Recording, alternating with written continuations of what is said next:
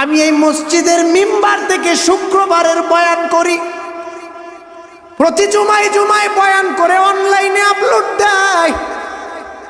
হাজারো হাজারো মাথার মধ্যে টুপি পরা, জুব্বা পরা, দাড়িও লম্বা, অনেক ভালো লেবাসও দেখা যায়, অথচ গালি দেয়।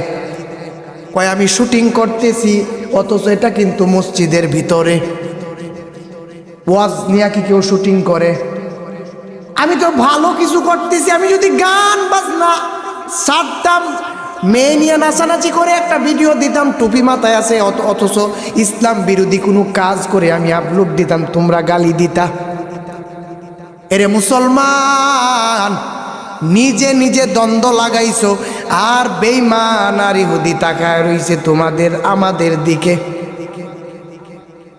প্রতি জুমার বয়ানও যদি সারিয়ার পরেও হাজারো কমেন্টে অনেক ফালতু কথা।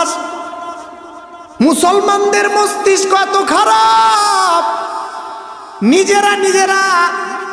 নিজেরার মধ্যে দ্বন্দ্ব লাগাইতে, নিজের ভেতরে ফিকির, চিন্তা, টেনশন সবসময় ঢুকতেই থাকে। নবী বলেন, আমার উম্মতের মধ্যে এমন একটা জামানা আসবে, যে জামানার মধ্যে অধিকাংশ মুনাফিক এরা থাকবে, অথচ বোঝা হয়ে যাবে না। বলে এর আর কি জুব্বা নাই? কয় হ্যাঁ আছে, টুপিও আছে, দাড়িও আছে, লেবাসও আছে, বড় পীর সাহেবের মতো, বুজুর্গ দরবেশের মতো দেখা যায়। এরপরেও কি এরা মুনাফিকের মতো ভিতরটারে মুনাফিক বানায় ফেলছে। তবে আল্লাহর কাছে দোয়া করি, আল্লাহ যেন সবাইরে বুঝদান করে, আমার ভেতরেও যদি ত্রুটি থাকে আল্লাহ বুঝদান যেন করে।